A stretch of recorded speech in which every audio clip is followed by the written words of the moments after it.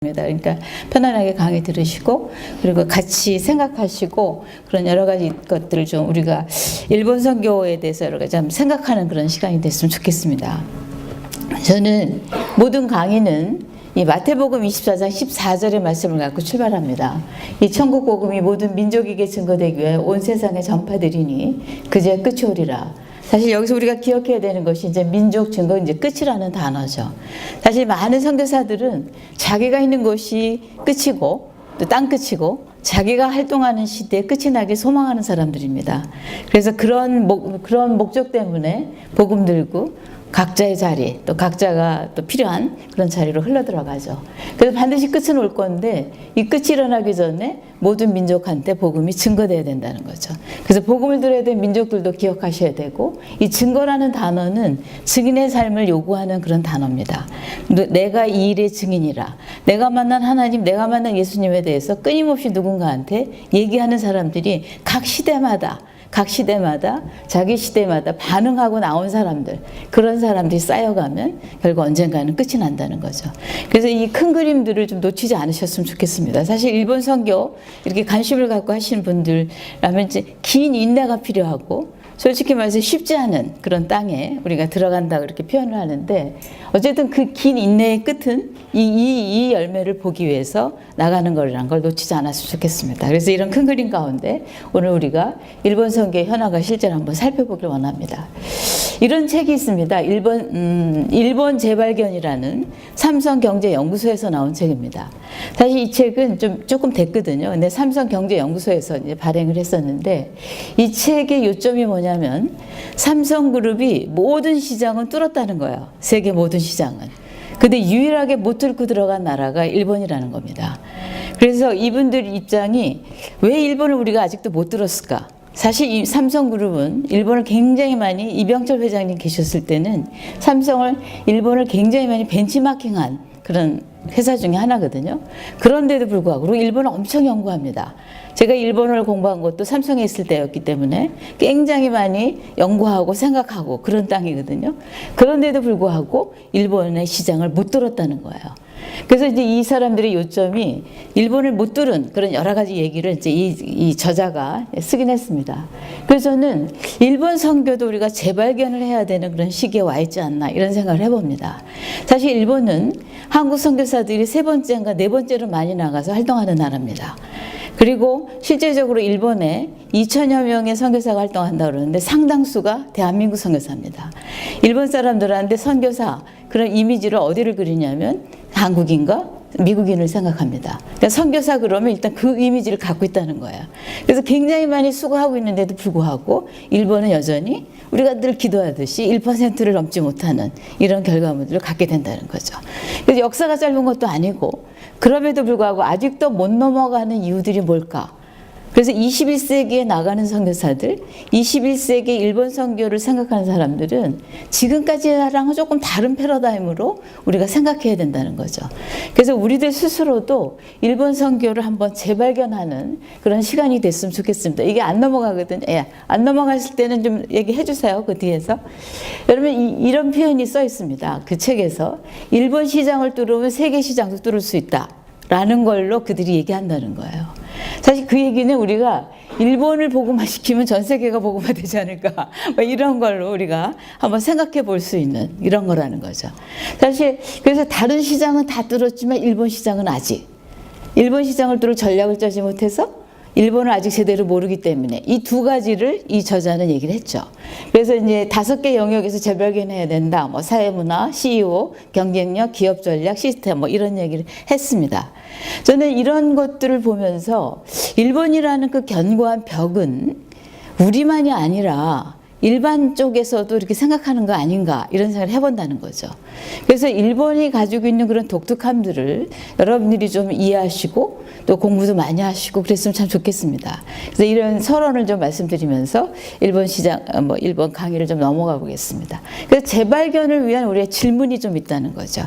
재발견을 위한 질문은 여러분 정말 필요한 게 뭡니까? 지금 일본 땅에. 여러분들이 여기서 기도하시고 또 일본에 관심을 가지시고 일어도 배우시고 또 앞으로 일본을 해서 나가려고 하시는데 여러분 이런 질문을 그냥 누가 이렇게 툭 던지듯이 한다 그러면 여러분 뭐라고 대답하실래요? 준비하는 여러분들한테 일본 선교사로 나간다며? 근데 일본에 진짜 필요한 게 뭔데? 이런 질문을 받았을 때 여러분들은 어떻게 대답하시겠습니까? 또 한국 선교사가 제 역할을 하고 있는지, 사실 이런 것도 약간 자조적인 그런 질문이긴 하지만 사실 이런 것도 우리가 한번 생각해 봐야 되거든요.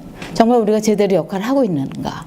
우리가 가서 뭐 일본은 안 되는 나라니까 우리가 이렇게 하고 뭐 이런 게 아니라 정말 일본에서 제 역할을 하고 있는지, 그리고 또 바람직한 한국 선교사의 역할은 뭔가, 이런 것들이요. 그리고 어떤 사역자가 가야 되는가, 이런 질문들 우리가 뭐 다 우리는 이런 식으로 표현합니다. 난 그분은 참 준비됐어, 이런 표현을 하죠. 일본 선교에 대해서 적합한 인물이야, 이렇게 얘기를 하지만 여러분, 그 땅이, 우리를 받을 그 땅이 우리를 적합하다고 표현 안 하면 안 하는 거 아시죠? 아닌 거 아시죠? 내가 우리 여기 집사님들한테, 집사님인지 모르겠습니다, 선교사님들한테 배려를 많이 해드렸어요. 배려를 해드리고 막 이렇게 좀 애정도 많이 가져주고 막 이렇게 했는데 행동이 좀 이상해요. 그럼 내가 뭐라 그럽니까? 그렇게 배려해드렸는데 왜 저러시지? 이렇게 얘기하죠. 근데 여러분 아시죠? 배려받은 사람이 배려를 느껴야 진짜 배려한 겁니다. 사랑받은 사람이 사랑을 받았다고 느껴야지 진짜 사랑한 거라는 거예요. 그래서 우리가 일본 선교를 열심히 한다 하더라도 그쪽에서 우리가 가져가는 패턴이나 우리가 가지고 하는 것들이 거기에 안 맞으면 그냥 틀린 거예요.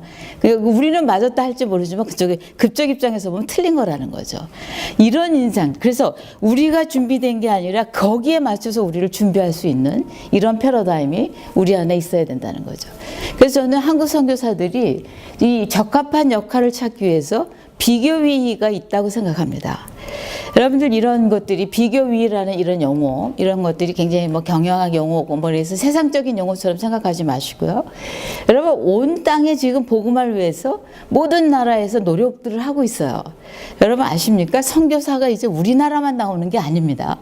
지금 세계 선교 동향을 보면 비서구권의 크리스찬이 늘어나고 있어서 굉장히 비서구권에서도 선교사가 몽골 같은 나라에서도 선교사가 나오고 있습니다. 몽골 패스포드를 가진 사람이 한 16명 정도가 지금 파송돼서 사역을 하고 있다는 거예요. 그래서 우리만 선교하는 시대가 아니라는 거죠. 근데 우리 기독교인들, 전 세계 기독교인들의 궁극적인 목적이 뭡니까? 복음화입니다. 그런데 그런 지역에 그 복음화를 위해서 여러 나라에 파송돼 나가는데 우리만 하는 것이 아니라 서구 선교사랑 한국 선교사랑 비교해 볼 때 어떤 지역은 한국 선교사들이 더 강하고 어떤 지역은 서구 선교사들이 더 강할 수 있다는 거예요. 그래서 강한 지역에는 그럼 우리만 가야 되고 약한 지역은 그들만 가야 되냐? 그게 아니라 약한 지역에 들어갈 때는 어떻게 준비하고 들어가느냐가 나와야 된다는 거죠. 이게 그쪽에 맞춰서 내가 준비되는 패턴이라는 거예요. 여러분 두 가지에만 들고 있습니다. 아라비아 반도 국가들하고 일본을 한번 들겠습니다. 여러분 아라비아 반도 국가들은요, 여러분 여기 일본 선교라서 뭐 다른 나라에 관심이 없을지 모르겠지만 아라비아 반도 국가 같은 나라는 한국 선교사들이 가면 할 게 없어요. 이렇게 아주 그냥 단적으로 얘기하면은 솔직히 말해서 쉽게 진입 장벽이 너무 높다는 거예요. 기본적으로 언어가 영어하고 아랍어입니다. 여러분 미국 싫다고 막 그런 사람들이 어떻게 이렇게 영어를 잘 쓰는지 몰라요. 영어가 그냥 보통적으로 통용되는 게 영어예요. 아랍어는 세계에서 가장 어려운 언어 중에 하나입니다.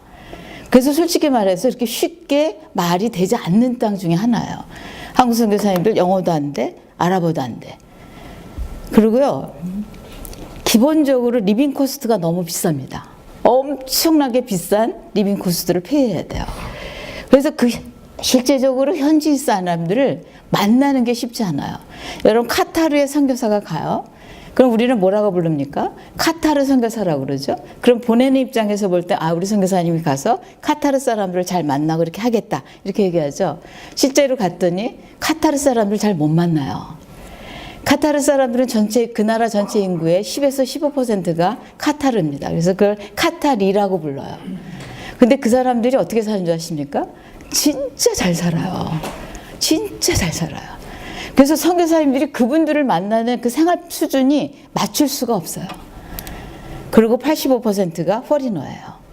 그러면 10에서 15%가 그렇게, 여러 아라비아 부자들 아시잖아요. 그렇게 잘 사는 사람들한테 선교사가 맞추려고 그렇게 호화로운 집에 살게 할 수도 없고, 그렇다고 언어가 아주 유창해서 통하는 것도 아니고 쉽지 않다는 거예요. 우리한테는 굉장히 진입장벽이 높은 곳이 그 땅입니다. 그럼 이렇게 진입장벽이 높을 때 그럼에도 불구하고 우리가 가야 될 때 우리는 뭘 준비해야 되냐는 거예요. 이런 것들을 생각하셔야 된다는 거죠. 그래서 저는 오히려 단기 전략 수역이 더 낫지 않나 이런 생각을 해봅니다. 일본 같은 땅 보겠습니다. 일본을 서구 선교사랑 우리랑 보게 할 때요. 사실 일본은 서구 선교사들이 더 오랫동안 활동한 지역이죠. 우리는 후발주자로 들어간 사람입니다. 본격적으로 들어간 것이 80년대 이때니까요. 여러분 우리한테는 근데 쉬웠어요. 같은 문화권, 언어도 같은 어순, 접근성도 용이하고 최근에는 한류라는 그런 분위기도 하나님이 띄워주셨습니다. 서구 선교사들한테 일본어는 영원한 그림입니다. 여전히 언어로서는 쉽지 않다는 거예요. 그럼 우리가 굉장히 서구 선교사님보다는 비교 위 지역에 들어가는 것이 사실 일본이죠. 그럼 이런 지역에서 우리가 들어갈 때는 어떤 걸 더 강화할 것인가 이런 것들을 고민해야 된다는 거예요. 근데 생각하지 않고 내가 그 땅을 품고 있으니까 나는 그 땅 선교사야 이런 식이 아니라면 이제는 통하지 않는 시대에 와 있다는 걸 놓치지 않으셨으면 좋겠습니다. 그래서 이런 우리가 적합한 역할을 찾아가기 위해서 우리가 끊임없이 21세기 나간 사람들은 노력해야 된다는 거예요. 여러분 이 인형 블루오션이라고 한동안 유행했던 그런 책에서 제거해야 될 것, 모든 기업이나 다 마찬가지라는 거예요. 제거해야 될 것이 있고 감소시켜야 될 것이 있고 창조해야 될 것이 있고 증가시켜야 될 것이 있다는 거예요. 여러분 오늘날 21세기 일본 선교를 위해서 제거해야 될 건 뭐라고 생각하십니까? 그래서 한국 선교가 당연하다고 생각하고 진행해 온 것 가운데 제거해야 될 요소는 뭔지, 또 지금까지 한국 선교가 일본 땅에서 너무 과잉되어서 무리수를 피했던 무리수가 나왔던 것들은 무엇인지 이런 것들을 점검해야 될 시기에 와 있다는 거죠. 반면에 한국 선교가 앞으로 창조해 나갈 것, 또 한국 선교가 가서 평가하고 소홀했던 영역에서 더 강화될 것은 뭔지 이런 것들을 저희들이 고민할 필요가 있다는 거예요. 그래서 단순하게 그냥 나간다, 그냥 말 조금 배워갖고 일본 선교에서 가장 또 함정적인 것 중에 하나가 뭐냐면 말이 쉽다는 생각을 갖고 있습니다. 여러분 여기 일어 공부하시는 분들 계신데 일어가 쉬운 줄 아세요? 여러분 일어 쉬운 언어 아닙니다. 들어가면 들어갈수록 어려운 언어 중에 하나가 일본어예요. 단순하게 어순이 같다는 거 하나로 우리는 다 생활 수준에서 머물러요. 선교사들이. 여러분 깊이 들어간다. 여러분들 한번 생각해 보세요. 언어 얘기를 계속 하는데 우리나라에 들어가는 외국인들이 여러분들이 평가하죠. 저 친구 진짜 언어 잘해 라고 표현할 때 어떤 때 언어 잘한다고 표현합니까? 적절하게 개그 콘서트도 들어가고 사자성어 적절히 쓰고 지금 우리가 하는 유행어에서 나오는 뉴스 같은 거 그런 용어 적절히 쓰는, 이러면 여러분 뭐라 그래요? 진짜 한국어 잘한다 이렇게 얘기하죠. 우리도 그 나라 가면 어떻게 해야 돼요? 그 정도 수준은 가야죠. 근데 우리는요 어느 정도 말만 통하면 그 다음부터 스탑입니다. 이게 우리한테 굉장히 함정 중에 하나예요. 솔직히 일본에 한국 선교사님들이 이따가도 계속 통계가 나오지만 한 1,500명 정도 계시거든요. 저는 감히 얘기합니다. 정말 탁월하게 잘하시는 선교사님들은 정말 10손가락 안으로 뽑는다까지 저는 이렇게 아주 짜게 잡아요. 여러분 설교할 때 한국에서 나온 예화를 드는 것이 아니라 일본 역사 속에서 나온 예화를 가지고 설교할 수 있는 정도까지 가려면 언어는 굉장히 깊은 수준까지 가는 겁니다. 근데 그렇게 안 한다는 거예요. 왜냐면 그래서 우리가 굉장히 이렇게 언어 우리 쉽지 않아요. 이런 것들에 대해서 우리가 일본 선교를 이제부터 나가실 분들은, 이제부터 구체적으로 일본 선교를 꿈꾸시는 분들은요 지금까지 선배 선교사들이 했던 패턴하고는 다르게 하셔야 됩니다. 시대도 바뀌고 있고 그 사회도 바뀌고 우리도 바뀌고 있어요. 그렇기 때문에 우리가 끊임없이 한번 생각해 봐야 된다는 거예요. 그래서 우리가 일본 선교를 생각하시고 할 때 정말 서론적으로 이제부터 우리가 새롭게 일본 선교에 재발견해야 될 것이 무엇인가들을 고민들 하셔야 된다는 거죠. 기도하면 되고 성령의 역사, 물론 그거 다 됩니다. 그러나 여러분 아세요? 선교사들은 한 손에 성경을 드셔야 되고 한 손에는 신문을 드셔야 된다는 거예요. 그래서 끊임없이 균형 잡힌 이 시각으로 그 땅을 해석해 나갈 줄 아는 이런 것들이 이제 필요하다는 거죠. 그래서 일본 개신교 선교 역사를 한번 살펴보겠습니다. 저는 일본 개신교 선교를 연구한 초기를 연구해 갖고 이걸로 이제 박사학위를 받은 사람입니다. 근데 제가 왜 일본 초기 개신교 선교 연구를 손을 댔냐면요. 이 첫 단추가 어떻게 끼워졌길래 일본이 지금도 아직도 그렇게 우리보다 25년이나 빠르게 복음이 들어갔는데 아직도 1%가 못 넘을까? 그 원인을 시작에서부터 한번 생각해 보고 그 시작에서 뭔가 우리가 놓치고 있는 것들이 뭔가 한번 살펴봤으면 좋겠다 해서 제가 초기 개신교에 손을 댄 거죠. 사실 일본 개신교 선교는 오래됐어요. 실제적으로는. 뭐 간략하게 보면 1837년부터 또 실제로는 1854년에 페리 제독에 의해서 이때부터가 우리 개항돼서 1859년을 잡지만 베텔하임이라는 이 사람이 소위 말하는 오키나와, 오늘날의 오키나와에서 한 것까지 하면 굉장히 역사가 오래된 나라 중에 하나입니다. 사실은 일본은. 이런 상황에서 이제 1859년 개항과 함께 시작된 개신교. 여러분 맨 처음에 굉장히 적극적이었죠. 그래서 굉장히 일본이 복음화되고 일본이 기독교 국가 될지도 모른다는 그런 꿈들을 선교사들이 흥분하면서 발표할 정도로 굉장히 적극적인 수용과 헌신했습니다. 주로 뭐 몰락한 사무라이들 또 정권을 가진 사무라이들도 개신교에 대해서 굉장히 관심 많이 가졌습니다. 그러다가 다이쇼 시대 들어오고 제국 헌법 발표되고 이러면서 기독교는 타협이라는 그 나라 제도권 속으로 들어가는 그 나라 구조 속으로 들어가 버리는 이런 일이 일어나죠. 이때부터는 거의 정체적이고 그 다음부터 군국주의로 이어지고 그래서 굉장히 일본의 개신교는 이제 좀 이런 흐름을 갖고 있습니다.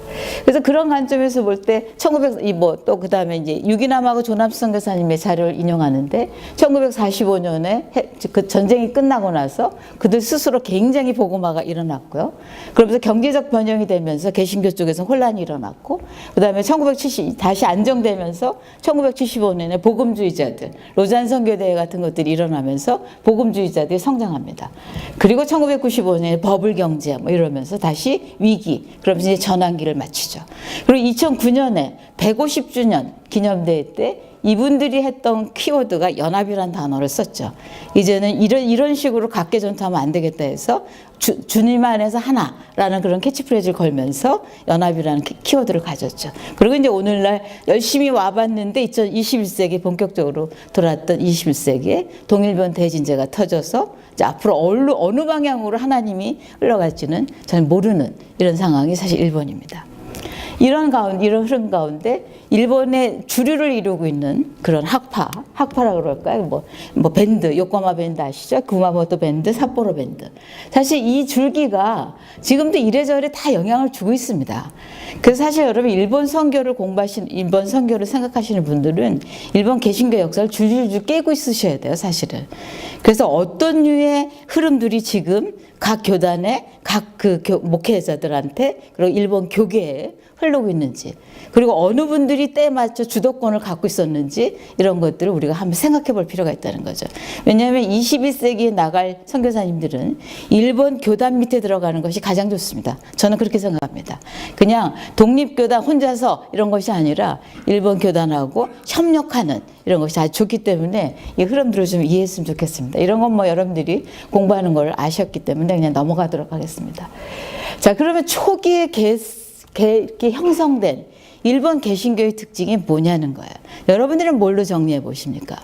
이건 사실 그냥 제가 정리한 건데 이거는 뭐 약간 주관적일 수가 있습니다. 여러분들은 일본 개신교의 특징을 어떤 식으로 잡고 계십니까? 사실 일본 개신교는 기본적으로 지식인들이 굉장히 많았죠. 여기는 사실 위에서부터 받아들인 복음입니다.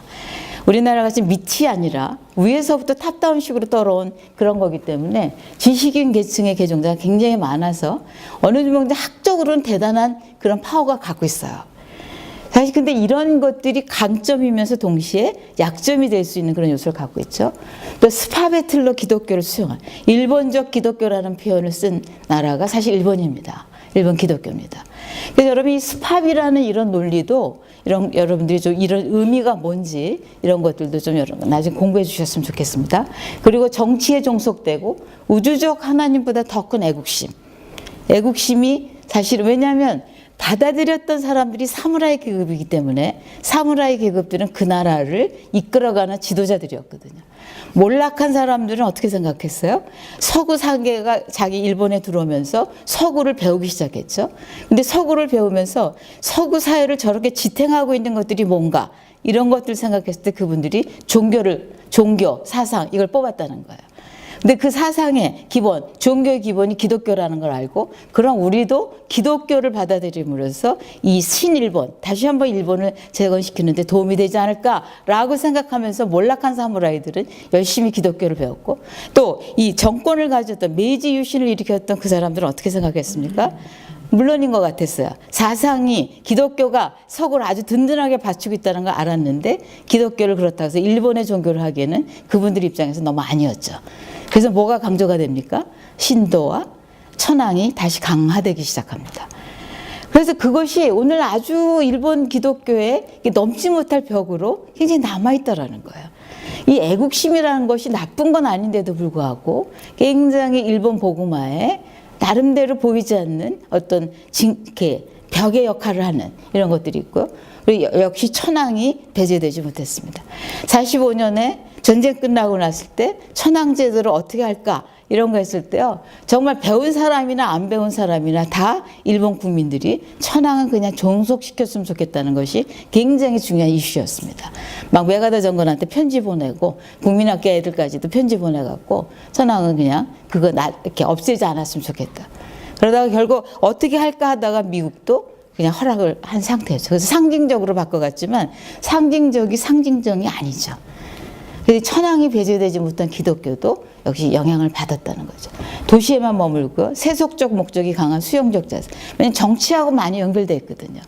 여러분 카톨릭이 시작됐을 때부터 일본은 정치적으로 이 종교를 해석한 경향이 굉장히 컸습니다. 이건 지금도 마찬가지라고 생각합니다. 그리고 와라는 이 문화 속에 갇힌 기독교. 일본을 많이 가보셔서 알겠지만 여러분 절대로 이거 벗어나지 못합니다. 이거 와는 일종의 작은 공동체 이런 건데 여러분 왕따, 따돌림 이런 걸 어떻게 이지메 이런 거 어떻게 생각하세요? 그 또 다른 의미에서는요, 이 사회를 흔들리게 하는 사람을 그냥 자기네들이 자정적 그런 역할을 갖고 있어요. 제가 있으면 여기가 흔들리니까 얘를 하나 빼자는 거예요. 그거는 이 기본의 구조를 흔들리지 않고 잘 가져가고 싶어 하는 그 공동체의 하나의 목적일 수가 있다는 거죠. 그게 이제 와라는 이런 단어로 우리 와서 뛰어넘지 못하는 그런 벽이 되죠. 근데 이것이 오히려 기독교적으로 한번 잘 해석되면 굉장히 의미 있는 그런 개념 중에 하나인데, 포인트 중에 하나인데, 이게 잘 안 된다는 거예요. 이게 이제 앞으로의 숙제가 아닌가 이런 생각합니다. 일본 개신교의 통치자가 받아들인 기독교라는 거죠. 이게 저는 가장 큰 약점 중에 하나가 아닐까 이런 생각을 합니다. 사상으로 자리 잡은 종교, 서양의 도덕적 규범을 배울 수 있는 종교. 그래서 무사도라는 것도 그래서 나온 거잖아요. 너희 나라는 어떤 것으로 그 나라의 윤리적 규범을 정하느냐 이런 걸 짚어봤을 때 그분이 우리는 그런 게 없었나? 라고 생각하다 보니까 우리한테 무사도가 있어서 영어로 그걸 무사도를 써서 서구에서 발표했잖아요. 그래서 그러면 이 도덕적 규범이 기독교에서 많이 배울 수 있겠구나. 그리고 국가에 도움이 되겠다. 이런 생각도 했었다는 거죠. 그리고 사회문화적 단절이 없이 흘러온 국가 환경도 일본이 기독교가 이렇게 뿌리내리지 못하게 하는데 아주 요소가 아닐까 이런 생각을 해봅니다. 여러분 우리나라 같은 경우는 6.25라는 걸 통해서 완전히 나라가 한번 뒤집어진 나라거든요. 소위 말해 신분제도 같은 것도 물론 로얄 패밀리가 있고 그런 사람이 있지만 여러분 우리나라는 신분제도는 완전히 없어졌습니다. 그러나 일본은 여전히 신분제도가 남아있는 로얄 피플이 남아있는 땅입니다. 이거는 굉장히 뛰어넘기 어려운 사회 구조 중에 하나라고 생각합니다.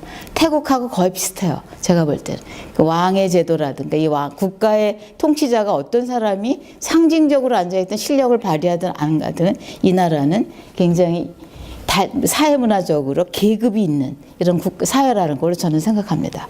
또 경관계층의 사회구조와 문화 와라는 그래서 와를 좀 많이 기독교적으로 어떻게 이걸 끌어갈까를 좀 많이 생각해 주셨으면 좋겠어요. 여러분 반상회도 주일날 아침에 해요. 아파트 이런 거. PTA를 또 그러니까 학교 모임을 다 주일날 해요. 그럼 거기 안 나가면 정부에서도 끊어줘. 그 동네에서도 그거 해. 여러분 이거 넘어가는 거 쉬운 거 아닙니다. 우리는 그냥 왜 뭐 성령이 그렇게 다 말하기에는 너무나 큰 그게 있다는 거죠. 그런 장벽이 있다는 거죠. 그래서 이런 것들을 좀 저희가 좀 생각해야 될 요소들이 아닌가. 이거 한 주제만 가지고도 굉장히 많이 공부할 수 있는 그런 주제들이거든요. 여러분 그냥 전체적으로 그냥 쭉 흘러갑니다. 일본 개신교 현황을 한번 살펴보겠습니다. 우리나라의 일본 개신교 한인 선교사들은요, 선교사들이 본격적으로 한 건 1980년대 중후반부터입니다.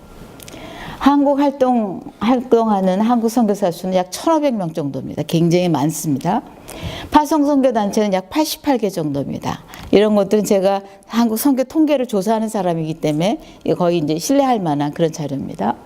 한국 선교사 파송 국가 순위에서 3위, 4위에 올라갑니다. 중국, 미국, 필리핀, 일본 또는 필리핀하고 일본하고 좀 이렇게 3, 4위가 바뀌기도 하고요. 이렇습니다. 한인 선교사의 주 사역은 주로 교회 개척 사역입니다. 이런 거는 공식적인 통계예요. 공식적으로 여기 선교사가 어느 정도입니까? 라고 보내서 나온 통계고, 실제로 많은 평신도 자원들이 유학 갔다가 막 일본 영혼 불쌍해서 막 더 헌신하고, 그리고 나도 선교사야 그러면서 활동하는 그런 선교사들도, 그런 평신도 자원들도 굉장히 많은 게 일본 땅 중에 하나라는 거예요. 그리고 또 옛날에 일본에 공부한 거, 뭐 이런 거에서 시니어 선교사들, 시니어 그룹 안에서 나이 드신 그런 분들 안에 나도 선교사 나가야지, 일본 가서 도와야지 해서 가신 분들, 그런 분들까지 하면 어마어마하죠. 또 개교에서 직접 파송한 분들도 굉장히 많습니다. 개교에서 나가서 너 그래 일본 가라, 우리가 도울게, 선교단체랑 관계없이, 이런 분들도. 그리고 각종 학생 단체들, CCC라든가 IMF라든가 뭐 이런 YM이라든가 이런 각종 학생 단체들 활동까지 하면 일본에서 소위 말하는 사역자로 활동하는 한국 선교사들은 어마어마하다는 거예요. 그럼 여러분 어떻게 돼요? 도움이 돼야 되는 거죠? 도움이 돼야 되는 거죠, 일본에? 근데 여러분도 어떻게 생각하십니까? 여러분 이거는 2008년과 2012년의 일본의 통계의 비교입니다. 인구수, 교회수, 교인수, 예배 출석, 주일학교 수세자 수. 일본 처치 인포메이션 서비스에서 나온 자료를 그냥 정리한 겁니다. 여러분 인구 뭐 조금씩 뭐 줄어들고, 교회 수는 약간 늘었어요. 개척이 2008년과 2012년 4년에 이제 비교를 볼 때. 근데 교인 수 줄었습니다. 예배 출석자 줄었습니다. 주일학교 줄었습니다. 수세자 수 줄었어요. 그런데 한인 선교사 2008년에는 1,341명 있고 2012년에 1,427명이에요. 늘었다는 거예요. 물론 4년 안에 무슨 일이 일어나겠냐 이러지만 어쨌든 선교사들은 계속 늘어난다는 거예요. 그런데 일본 그 땅 자체의 사실은 계속 줄고 있다는 거예요. 이런 것들 우리가 좀 직시했으면 좋겠습니다. 그냥 우리가 단순하게 나간다, 일본 선교를 꿈꾸고 있다 이런 것이 아니라 우리가 이렇게 보내는 수많은 선교사들이 과연 일본 땅에 적합하게 활동을 하고 있는지, 이런 것들을 우리가 한번 생각해 봐야 되는 시기에 와 있다라는 거죠. 여러분 일본 선교사 나간다 그러면 다 얘기하죠. 리빙 코스트 비싸는데 왜 일본이야, 또 뭐. 그래서 여기 여러 가지 우리가 늘 이렇게 변명을 해야 되잖아요. 일본이 우리 이웃이고 우리가 뭐 해야 되고 우리를 그렇게 했지만 우리가 나가야 되고 뭐 여러 가지 얘기를 하지만요, 여러분 실제적으로 이런 상황이라는 거예요. 이런 상황을 놓고 우리가 어떤 식으로 기도하고 어떤 선교사들이 나가줘야 될까를 21세기에 나갈 사람들이 끊임없이 고민해야 된다는 거예요. 통계들이 말해주고 있는 현상들입니다. 그래서 저희들은 저도 일본 선교를 계속 그걸 하고 있지만 또 일본 선교 네트워크를 통해서 사역하고 있고, 일본을 정기적으로 방문해서 포럼도 열고 일본 선교사님들 만나고, 일본 선교사님들을 비판하거나 이런 것이 아닙니다. 우리가 지금 옷을 제대로 입고 있는 건지 이런 거에 대한 우리 자정의 생각을 해야 되는 시기에 와 있다라는 거예요. 뭐 말 안 아시죠? 모목교회 많다 뭐 이런 얘기를 들으시고요. 뭐 이런 얘기하고, 그리고 우리보다 더 심각하게 고령화되고 있다 뭐 이런 얘기. 40명만 모여도 많이 모인다 뭐 이런 얘기하고요. 이런 얘기 하잖아요. 그래서 우리가 우리 스스로를 이렇게 가두는, 이제 뻗쳐나갈 수 있는 걸 가두는 그런 패러다임이 굉장히 많습니다. 이것들 우리가 고민해야 된다는 거예요. 그래서 한국 선교사들이 반드시 필요합니다. 저는 일본 선교에 한국 선교사들의 역할이 크다고 보고 있는 사람 중에 한 사람이에요. 그건 사실입니다. 그럼 우리가 어떻게 그걸 재조명하면서 다시 해야 되냐는 거예요. 이런 것들을 앞으로 그냥 우리가 정말 진지하게 고민하고 생각하고 기도하고 연구하지 않으면 우리 그냥 숫자 하나 계속 늘리는 걸로 끝날 수도 있다라는 거예요. 여러분, 자리매김한 선교사들이 있습니다. 아까 말씀한 80년대부터 나간 사람들이에요. 또 1,500명 가운데 뭐 다 그럼 못하고 있는 그런 거 아닙니다. 근데 그렇게 잘하고 계신 분들의 그걸 살펴보면요, 현지 교회나 교단하고 협력이 아주 긴밀하십니다. 혼자 하지 않는다는 거예요. 저는 이것도 굉장히 큰 강점 중에 하나라고 생각해요. 그리고 언어가 진짜 잘하세요. 여러분, 언어 못하는 건 저는 선교사들한테 얘기합니다. 직무유기라고 얘기합니다. 여러분, 우리가 여기서 우리를 보내주시는 분들이 하루 8시간 일하시면서 월급 받고 8시간 자영업 하시면서 헌금하시는 거예요. 그럼 선교사도 어떻게 해야 돼요? 8시간 언어 공부하셔야 돼요. 초기에는. 8시간 정확하게 일하셔야 됩니다. 저는 선교사들이 그런 거 안 하고 우리가 여기서 사는 것만으로, 여러분, 살려고 보내는 거 아니거든요. 거기서 잘 살아내라고 해서 보내는 거 아닙니다. 그러면요, 언어 8시간 공부하셔야 돼요. 탁월하게 하셔야 됩니다. 그럼 그렇게 말하는 당신은 잘하시오 라고 질문하면 저는 그냥 합니다. 하는 정도에 들어갑니다. 탁월하다는 것까지는 제 스스로는 평가 못 하겠고요. 저는 언어를 합니다. 지금도 공부하고 있고 지금도 합니다. 그래서 이 언어에 대해서는 저는 자신 있게 얘기합니다. 그래서 이런 분들 보면요, 언어가 아주 잘했어요. 아까 말씀드린 것처럼 예화, 한국어 안 써요. 다 일본 땅에서 일어나는 사건을 가지고 예화를 하세요. 그리고 일본 사회, 그리고 언어가 잘하니까 어떻게 해요? 일본 사회나 문화에 깊이 들어가죠. 여러분, 우리가 그 사회에 깊이 들어가지 않으면 눈높이로요, 그 사람들 못 뒀습니다. 그러려면 어떻게 해요? 말을 해야지 들어가지. 말 못하고는 절대 못 들어가요. 그래서 여러분, 여기 언어 공부 열심히 하십시오. 진짜. 그러니까 한국 선교사님들이 가면요, 좀 배짱도 좋으세요. 6개월 공부하고 설교하려고 그러세요. 아, 진짜 이거 너무 심하다고 생각 안 하세요? 여러분, 6개월이 뭡니까? 초급 코스가 3개월이에요. 지금은 뭐 일반적으로 요새 뭐 일본어 책도 굉장히, 일본어 공부하는 책도 많았지만 저희 때는 박성원 씨나 나카누마 니혼고가 굉장히 유행했던 일본어 교재 중에 하나였습니다. 초급 코스가 3개월이고요. 중급 코스가 3개월이고 고급 코스가 3개월이었어요. 그래서 1년을 배워야지 그냥 한 코스가 끝나는 거예요. 그런데 6개월 끝나면서 언어 뭐 설교하려고 써가, 그 열정은 대단하죠. 그건 좀 높이 삽니다. 그러나 여러분, 그렇게 해서 알아듣는다는 건 뭐예요? 상대가 지금 알아들어 드리는 거죠. 여러분, 안 돼요. 이 두 가지가 같이 가지 않으면 깊이 못 들어갑니다. 그래서 언어는 철저해야 된대. 근데 대부분의 지금 이렇게 견고하신 분들 보면요, 언어가 탁월하세요. 아주 잘하세요. 그리고 단체, 견실한 단체에 다 소속돼 있습니다. 일본의 어떤 단체나 교단이나 약하죠. 초기에는 그 선생님들이 그 교단에 들어갈 때 회원권도 안 주셨대요. 준회원 뭐 이런 식으로. 근데 그분들이 워낙 이제 자리매김 잘하고 이사도 되고 뭐도 되니까 오늘날 어떻게 해요? 지금 바로 들어오는 후배 선교사들은 바로 회원으로 들어가는, 그래서 투표권을 발휘할 수 있는 이런 거가 됐다는 거예요. 그래서 여러분, 혹시라도 일본에 선교사로 나중에 가신다. 저는 일본은 목회자 선교사가 필요한 땅이지 일본에서 NGO 하는 땅은 아니잖아요, 여러분. 아시잖아요? 그렇기 때문에 일본은 목회자 선교사가 필요한 땅이라고 저는 강조합니다. 그리고 평신도 자원들이라면 또 다른 뭐 역할이 있지만 그냥 하나의 멤버로서의 그거지, 여러분, 사실은 목회자가 더 많이 필요한 땅이 사실 일본이에요. 그러면 어떻게 해요? 이런 거 돼야죠. 그리고 개성 있는 사역자라는 표현을 제가 썼는데 굉장히 유니크한 그런 카리스마틱한 이런 분들이 나름 자리매김을 했어요.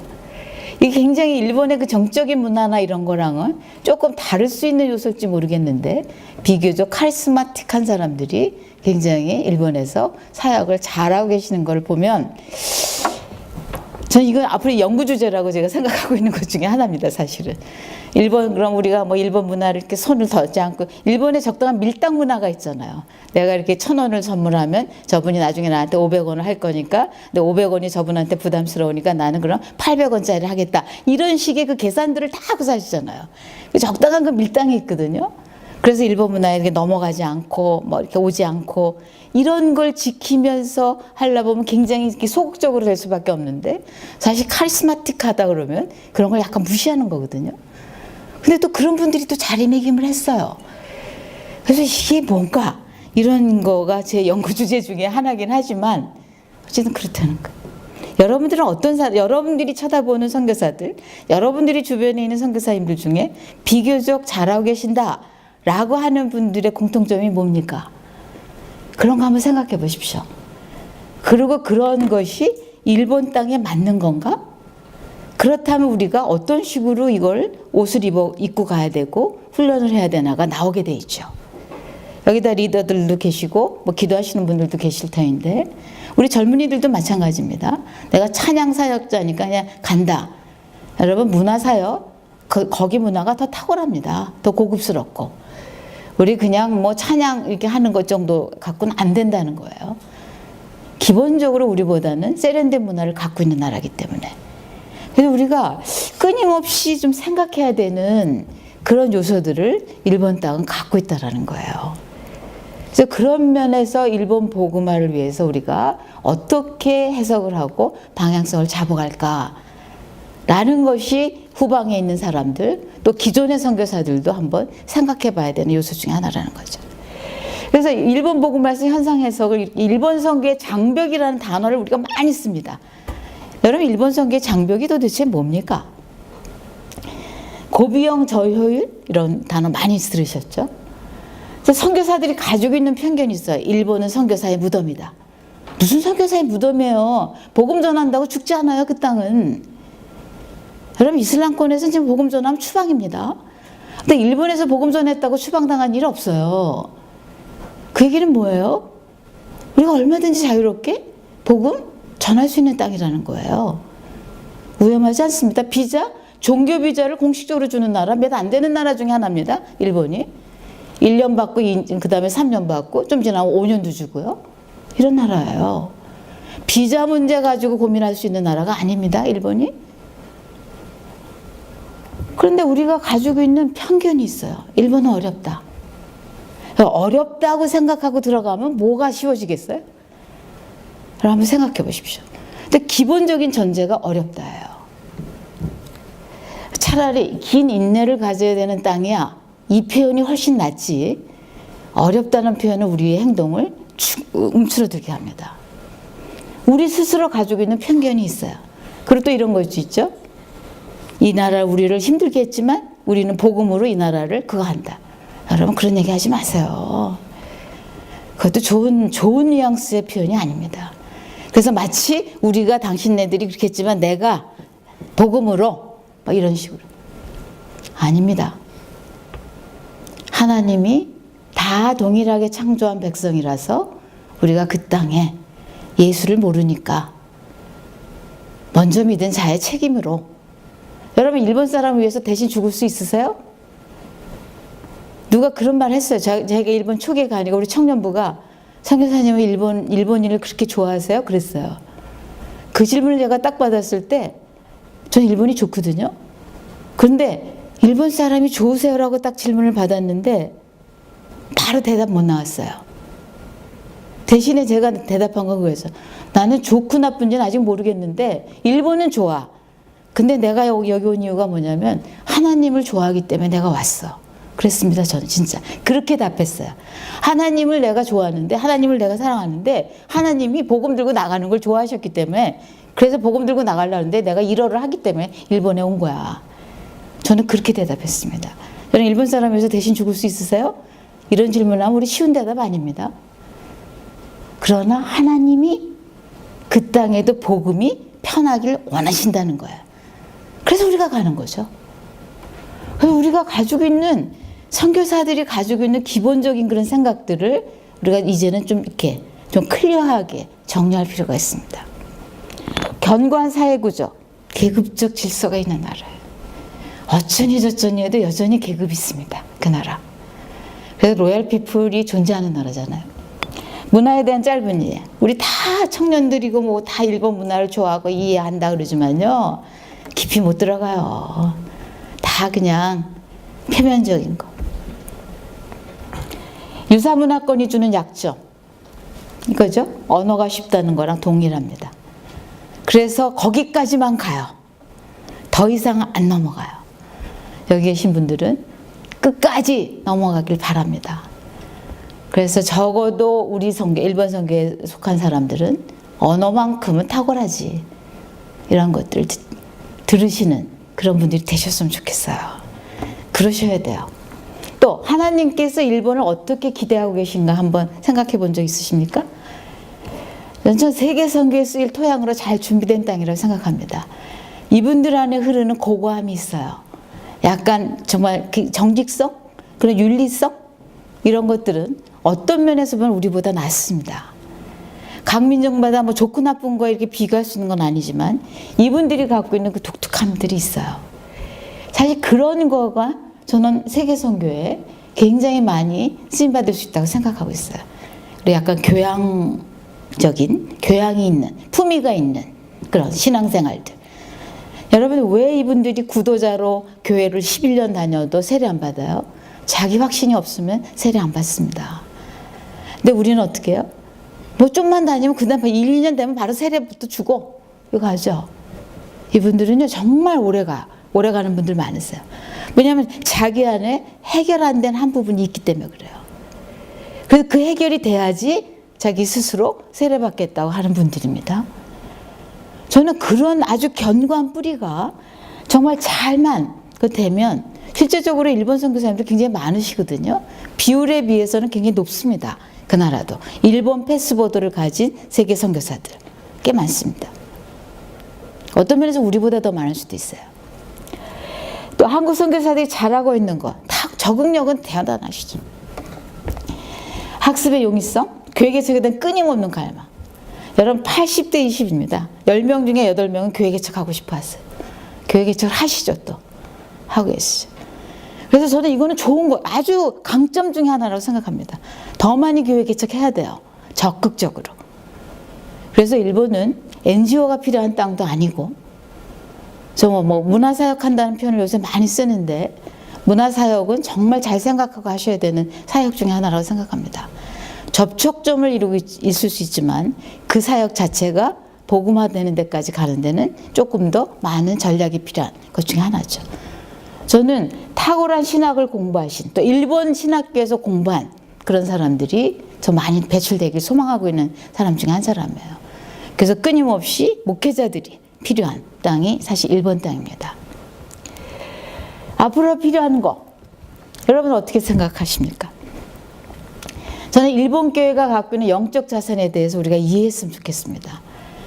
틀림없이 우리보다 오래된 뿌리가 있고요. 그리고 굉장히 탁월함들이 있습니다. 그런 것을 무시하는 것이 아니라 우리가 생각해야 된다는 거죠. 그걸 활용할 줄 알아야 되고. 그리고 범신론, 종교다원주의, 진화론 그런 거에 신학적 변증. 이건 뭡니까? 탁월해야 된다는 거죠. 여러분 신학적 변증을 한다는 건 어떤 의미입니까? 이거는 내가 지식이 얄팍하면요 이게 안 된다는 거예요. 그냥 믿으세요. 왜 이렇게 이게 안 믿어질까?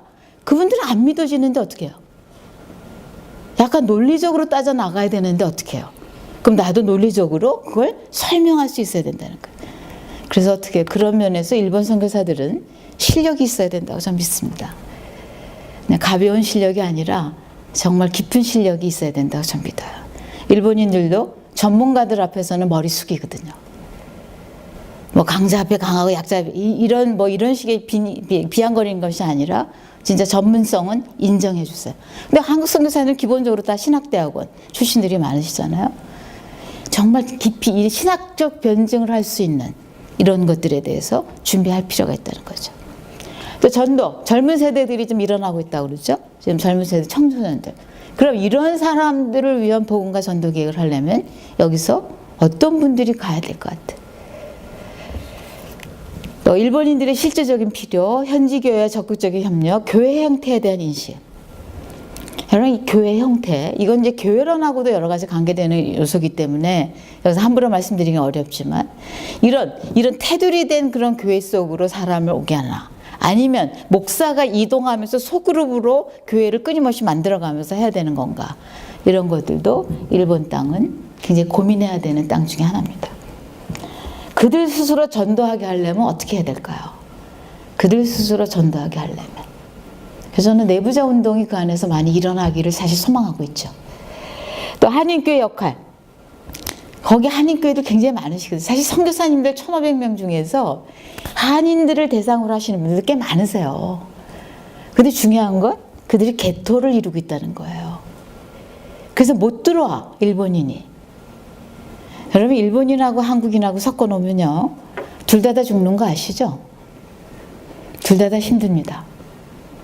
그래서 한인교회 속에 일본인 한두 명은요, 그냥 정말 그 친한 친구 때문에 정말 힘들지만 나와주는 거고요. 쉽지 않아요. 한두 명이라도 오면 그 사람 따로 놓고 저는 일본인 교회를 해야 된다고 생각하는 사람 중에 한 사람입니다. 우리는 보이지 않게 개토가 있어요. 아니 어쩌고저쩌고 해도 우리는 이렇게 선을 긋습니다. 그리고 일본인하고 한국인하고 섞어 놓으면요, 여러분 쉽지 않아요. 우리 아이들, 저희 뭐 한두 명, 그 청년부 10명도 안 되는 애들 데리고 일했어도요, 일본 친구들이 안 나오거나 한국 친구들이 안 나옵니다.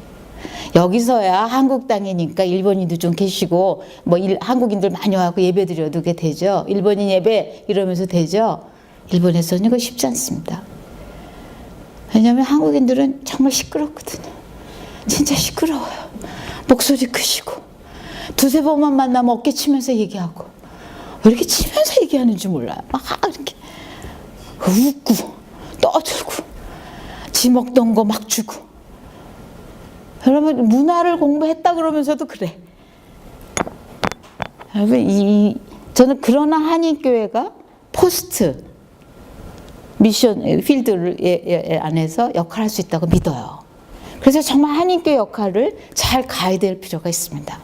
그다음에 인내, 성령의 강력한 역사, 뭐 이런 정답은 제가 많이 밑으로 갔습니다. 중요하기 때문에 밑으로 간 거예요. 그래서 새로운 전략을 한번 제가 여러분들한테 한번 이렇게 시도한다 그러나 한번 했으면 좋겠습니다. 전 기본적으로 흩어지기를 권면합니다. 일본 땅에서 흩어지기. 다시 카스라는 시스템, 이 초창기에 대한민국을 복음화했을 때 대한민국에서 활동했던 선교사님들이 했던 전략 중에 하나가 커미티 시스템이었습니다. 커미티 시스템은 뭐냐면, 이런 각각의 선교단체나 교단들이 한반도에 그냥 다 중복 투자하지 않고 각자 흩어져서 짧은 시간 안에 한반도를 복음하기 위해서 우리가 중복 투자를 피하자는 전략 중에 하나가 예양 시스템이에요. 그래서 5,000명 이상일 때는 다 여럿이 같이 하고, 새로운 개척지에는 지금 들어온 선교단체가 하고, 이런 식으로 해서 선교사들끼리 보이지 않는 룰을 정했습니다. 그래서 캐나다 장로교회는 한경도 지방을 하고, 예를 호주에서 오신 분들은 남쪽을 하고, 뭐 이런 식으로 해서 이걸 땅을 나눴어요. 이 목적은 짧은 시간 안에 어떻게 하면 한반도를 복음화시킬까라는 선교사들의 하나의 전략이었었어요. 저는 굉장히 좋았다고 생각합니다. 물론 이거에 대해서 후세가들이 그래서 어디에는 감리교만 많고 뭐 이런 식으로 얘기하시는 분들도 계세요. 약간 반대급부적인 거. 그러나 이 목적 자체는 짧은 시간에 어떻게 하면 한반도를 복음화시키냐는 거예요. 이게 선교사들의 목적이었어요. 자, 이것이 오늘날 우리는 어떻게 하면 돼요? 카스라는 시스템을 하면 된다는 거죠. 여러분, 한국 선교계에서 가장 문제점 중에 하나가 뭐냐면 선교사들의 중복 투자예요. 계신데 또 계세요. 다 몰려 계세요. 이런 것들이 사실 많이 지적이 돼서 한국 선교계가 카스라는, 선교지를 분할하는 이런 표현을 쓰기 시작했죠. 그래서 땅을 분할하고 전체 12개의 권역을 나누고, 그 안에서 같으면 종족으로 나누고, 거기에서 또 같으면 기능으로 나누는 이런 전략들이 있습니다. 자, 그럼 바로 그냥 일본으로 가보겠습니다. 일본은 우리가 땅을 나눈다면 이런 식으로 권역별로 나눌 수가 있습니다. 물론 야마나시 같은 건 여기 추부 지방으로 같이 들어가지만, 이게 일본을 우리가 권역별로, 일본이란 땅을 권역별로 나눈 거예요. 이건 뭐 나누기가 조금 다를 수도 있습니다. 근데 아십니까? 선교사 1,500명인데 실제로 한국 선교사들이 주로 어디 계시나? 저는 일본 선교 네트워크를 통해서 포럼을 통해서 홋카이도에서부터 오키나와까지 다 가봤습니다. 홋카이도의 전체 선교사들이 35명 정도 모인 거 다라고 그랬어요. 전부 다 하라고 그랬습니다. 오키나와에서 세미나 했을 때 한국 선교사님들 오셨습니다. 전부 다 20명 정도인데 거의 다 오신 거래요. 1,500명 중에서 여기 35명, 여기 20명이에요. 그리고 관동, 나머지는 간석, 그리고 후쿠오카 중심으로 여기 좀 계세요. 얘기 뭔가? 여기 제가 시고쿠 다 갔다 왔거든요. 한국 선교사 6명입니다. 가정이 아니라. 여러분, 이게 이런 거를 보시면 여러분 어떻게 생각하세요? 물론 일본이 지방이 다른 나라 같으면 지방하고 대도시에 편차가 있어요. 그래서 선교사가 지방에 살면 힘들 수도 있다라는 표현을 들을 수가 있습니다. 그러나 일본은 대도시나 지방도시나 편차 별로 없습니다. 지방에 가도 있을 거 다 있어요. 정말 이쪽 이런 고치현 이런 데 가도 다 있습니다. 선교사 사는데 별 지장이 없다는 거예요. 그런데 우리가 물론 인구 대비로 인구가 많으니까 여기 몰려있죠. 이런 얘기 할 수 있어요? 그러나 인구는 어디나 다 있습니다. 여러분 아시죠? 여기 도호쿠 지방에 여기 일어난 이 지역에 거의 교회가 별로 없었다는 거. 동일본 대진제 일어났을 때 일본에 있는 모 교단이 그랬습니다. 우리는 우리 교단이 큰 피해가 없는 것을 감사합니다. 감사했습니다. 그러나 우리 교단에 피해가 없음으로 인하여 하나님께 회개했습니다. 이런 표현을 쓰셨어요. 이게 뭐예요? 우리가 다 한쪽에 몰려 있다는 거예요. 1,500명 되시는데 여기 35명, 여기 10명, 6명. 그러면 우리가 일본에 복음을 놓고 기도하시는 분들이세요? 일본에 복음을 놓고 앞으로 일본을 위해서 나가실 분들이세요? 어떤 땅에 우리가 가서 뭘 해야 되는지를 생각하고 들어가셔야 된다는 거예요. 2016년 크리스찬 영감에 보면 교회가 있는 지역은 회색으로 칠해놓고 교회가 한 개라도 없는 데는 하얀색으로 해놓은 게 있어요. 아직도 하얀 지역이 굉장히 많습니다. 일본은. 그게 일본 땅이에요. 선교 역사 150년? 베테랑까지 하면 건 170년, 180년 된 나라에 아직도 교회가 한 개도 개척이 안 된 땅이 비일비재하다는 거예요. 그럼 이제부터 나갈 선교사들은 어떻게 하셔야 돼요? 뭘 고민하고 나가셔야 됩니까? 생각하셔야 된다. 기존의 선교사들이 했던 패러다임? 아닐 수 있다는 거예요. 그래서 끊임없이 우리가 오늘날 21세기 선교 환경과 일본 선교를 맞물려서 고민할 필요가 있다는 거예요. 여러분, 지금 현재 하나님이 그 나라에 기도를 일으키고 있습니까? 신적 요소는 기도, 부흥, 선교거든요. 있습니까? 인적, 환경적, 구조적 요소는 뭘까? 변혁을 위한 노력, 변혁을 일으키기 위한 노력. 이게 사실 선교사들의 몫이거든요. 선교사들이 그 땅에 들어갔을 때 그 땅에 어떤 식으로 이 땅이 일어나기를 우리가 소망하면서 가야 되는가. 이런 고민들. 그래서 일본이 일본 문화에서 취할 게 있어요. 다 나쁜 거 아닙니다. 문화 자체는 중성적인 거기 때문에. 또 한국인 한국민에서 우리가 버릴 건 또 뭔지. 이런 것들을 정말 진지하게 고민해야 되는 시대라는 거죠. 그래서 리서치가 필요합니다. 사실은.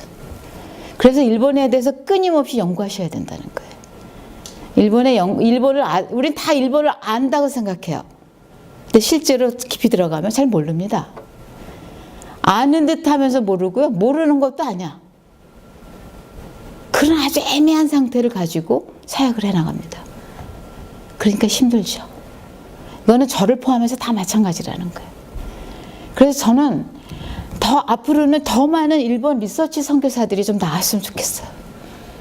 교회에다가 교회 우리가 이웃인데 사마리아 같은 땅이니까 일본을 해야 돼요. 이런 동원이 아니라 구체적으로 이러이러해서 우리가 일본 선교를 해야 됩니다. 라고 말할 수 있는 그런 근거들, 그런 논리들, 이런 걸 우리가 갖고 있어야 됩니다. 선교사들은. 기도, 막연하게 일본 복음화가 아니라 정말 일본 땅에 지금 현재 일어나고 있는 이런 다양한 상황들, 이런 것들에 놓고 구체적으로 할 수 있는 그런 기도들. 저는 이제 흩어지기를 많이 기도하고 있습니다. 일본 선교사님이 더 많이 흩어지기를. 곳곳에 어쨌든 누군가가 크리스찬이 각 곳에 장막을 옮겨서 땅을 집어넣으면 거기서 뭐 하겠어요? 기도하지.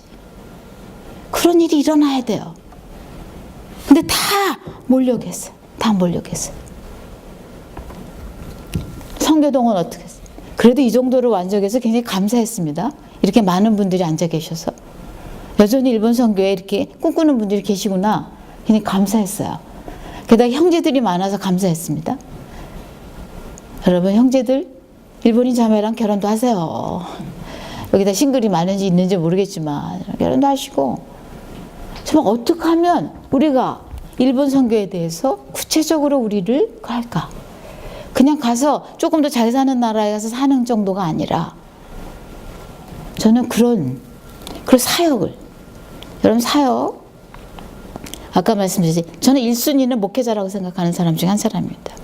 목회자가 여전히 필요한 땅이 일본. 다른 지역은 목회자보다는 다른 사람이 더 필요할 수 있어요. 소위 말하는 평신도 전문인 사역자들이 더 필요할 수 있지만 일본은 목회자가 필요한 땅입니다. 그래서 신학교도 여러분, 일본 신학교 가세요.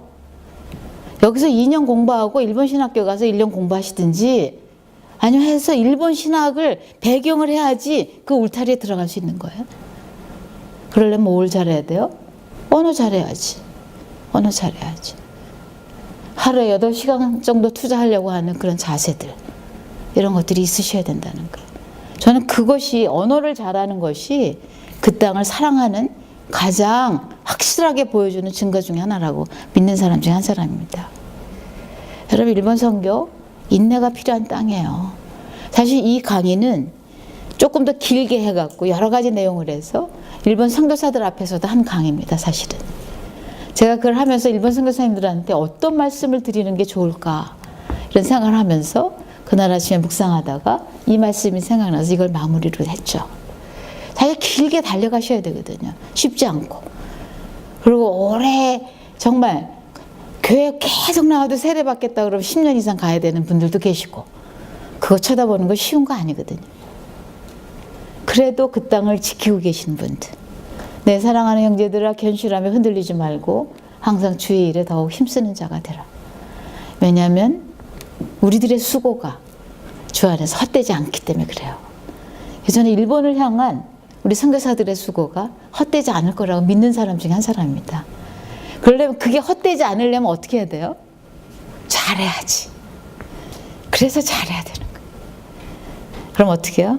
일본을 끊임없이 정말 한국을 알듯이 일본을 아는, 그거보다 더 깊이 아는, 그런 연구하는 그런 선교사들이 나왔으면 좋겠습니다. 저는 여기가 일본만을 전문으로 하는 단체이기 때문에 감히 제가 이런 말씀을 전문하는 단체 앞에서 말씀드려서 송구하지만, 여러분, 다시 한번 일본에서 깊은 전문가가 되는, 일본 선교하면 거기야, 이런 말이 나올 만큼 선교사님들의 깊이가 있었으면 좋겠고요. 그런 일들이 일어나길 주의 이름으로 축복합니다. 수고하셨습니다.